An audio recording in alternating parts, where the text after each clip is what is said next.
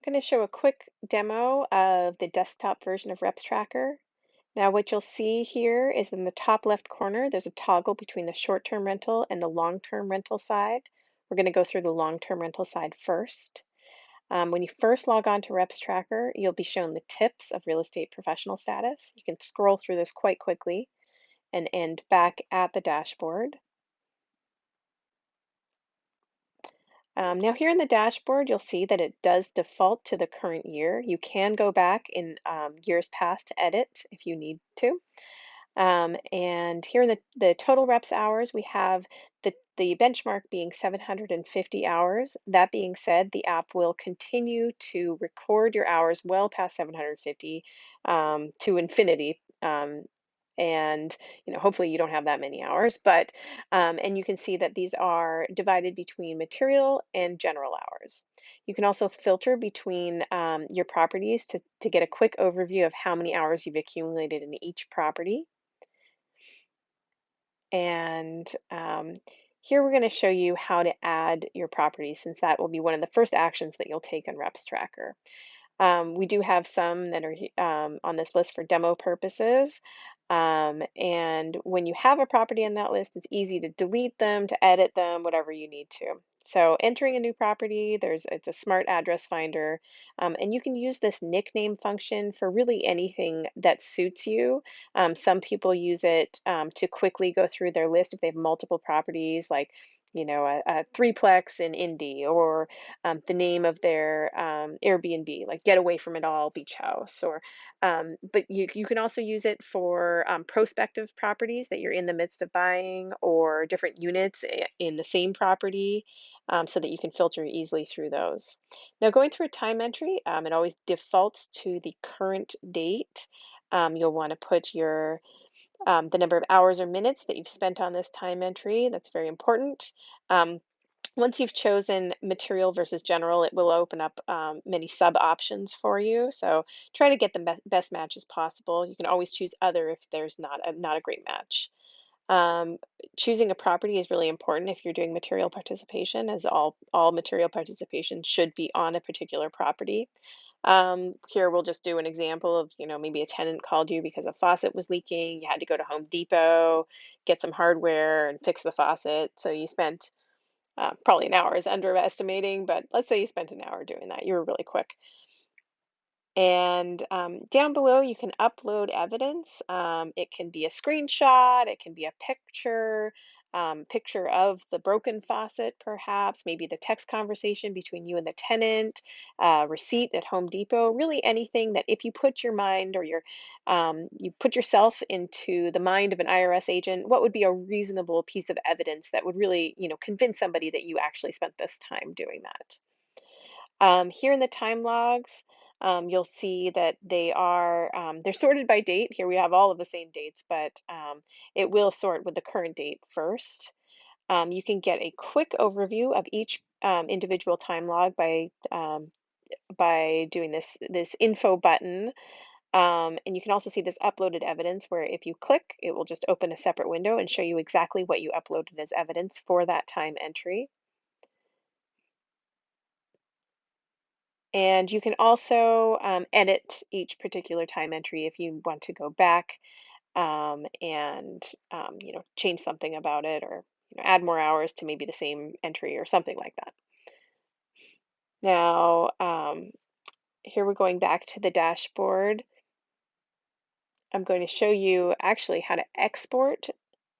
Oh, actually, excuse me. I'm going to show you how to filter between your in your different time entries. So you can use really anything in your time logs. You can filter by property, by date, um, by material versus general participation, and by evidence. Whether you uploaded evidence, maybe if you want to go back and make sure that you have evidence for all of your time entries. You can also filter by keyword. Apparently, I had a lot of entries in here that said faucet. Um, but if you looking for a particular entry that can remember, or maybe I chased the tenant's cat out of the unit, then you can find that quite easily with the keyword. Now, exporting data is quite easy with this export function. Depending on how many time entries, it will either be instantaneous or take a couple minutes, but usually it doesn't take too long. As you can see, it exports into a CSV file here, and gives you all of the relevant information that you would see in your time log. You can always go through that CSV file and edit it as you wish. It does provide the evidence as a hyperlink that you can then also click and download that into a hard file as well if you want to. Now, going over to the short-term rental side, it does look a little bit different since the rules are different for investors. Um, but the essence being the same. So one major feature that we added over here on this side is the team members. So if you are using the 100-hour rule in which you are having to log your team members' hours as well, this is really important. So here I'm going to put, let's say, Priscilla the cleaner in your beach house in Florida. So you want to log her hours as she cleans, um, and let's say your contractor.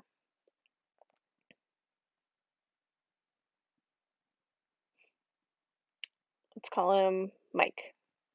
And you get the picture. You can add all of the team members that you have, all of the people that you might have working for you, so that you can make sure that you are logging more hours than they are. And this is important to keep track of, because if you have a cleaner who's starting to log more hours than you, then you need to strategize, either getting more hours yourself, or maybe changing the rule that you're following. Maybe you'll want to start logging 500 hours instead of that 100 hours more than anybody else.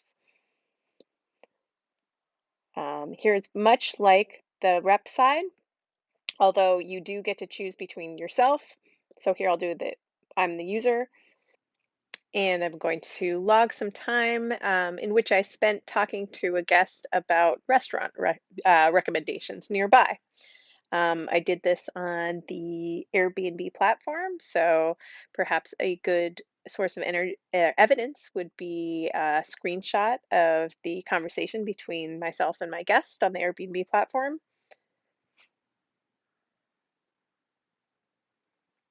Really as much detail as you can, you have the patience for that day, but really the more the better.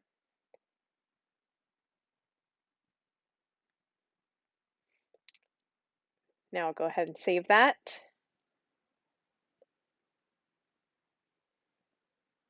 And I will show you an example of logging a team member. So, somebody that works for you, their hours.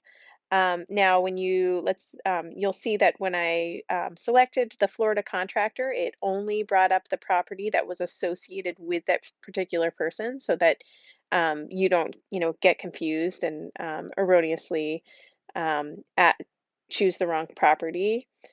And this is something that you assigned right from the beginning. Now you can see, after logging the contractor's hours and your own, that here on the left-hand side, the total ST hours are your own hours between all properties. But you can also filter between each property to see how many hours you have devoted on that particular property, as well as your team members on that property and what they have done too. So what you're competing with.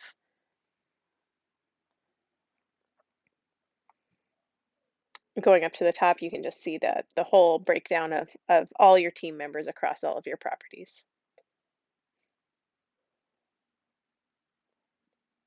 Now, I'll show you again this little handy feature that you can also, on the STR side, you can also download the CSV files of your team members. So here you can see just only your contractor's hours are downloaded here. Now that's actually it for our demo for today. We are adding a couple more features over the next couple weeks, so I will record another one for everybody then. Thank you.